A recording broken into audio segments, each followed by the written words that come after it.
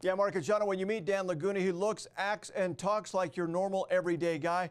But sit down with him for a while and get him to open up about his life. You will soon find yourself saying, wow, you should write a book. And that's exactly what he did. Dan Laguna says he's just an ordinary guy. But there's nothing ordinary about this man.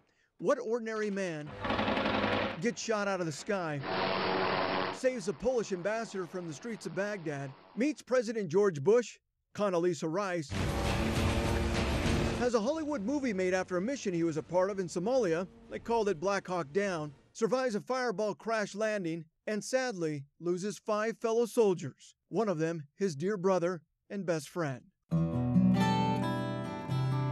Dan grew up in a small town just outside of Sacramento, California. His father, a disabled military vet. Successful mission, Mike. It was this 1968 movie, The Green Beret, starring John Wayne, that gave Dan his direction in life. His dad had taken the family to see it at the drive-in theaters. My father had mentioned to me if I would have never been injured, this is what I would have done. So as a young boy in high school, I just knew I was going to do that. And soon Dan was there, a Special Forces Green Beret. Before long, he was flying choppers. And now Dan, the brave men in that Stryker unit, is also an author. His book is called You Have to Live Hard to Be Hard, a motto he says he's always tried to live by. It's inside this book where Dan opens up all the blood on my hands and clothes to some of the most difficult days of his life, including the day he lost his brother Art. Art was just a year younger than Dan. Even though he was my younger brother, he was the guy that I looked up to.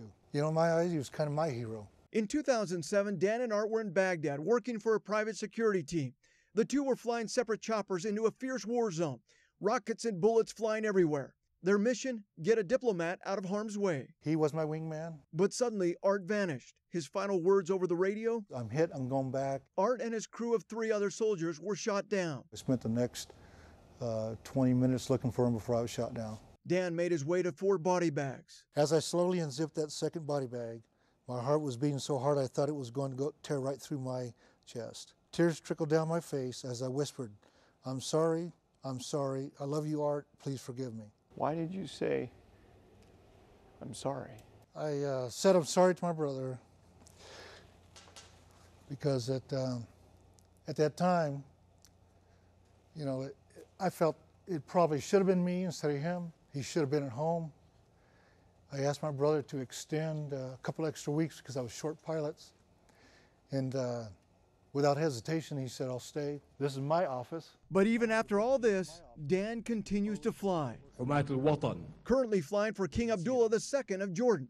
That's a whole nother story. You heard the old saying, you know, if you fall off a horse, you gotta get back on it. Well, I don't want it to beat me, so I get back in it and continue to do what I do.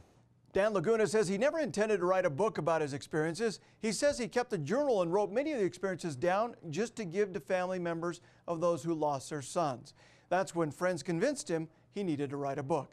Now, Dan was also a former pilot of ours who flew Sky 2. Of course, we always felt safe when we were flying with him. Mark, Shauna, back to you.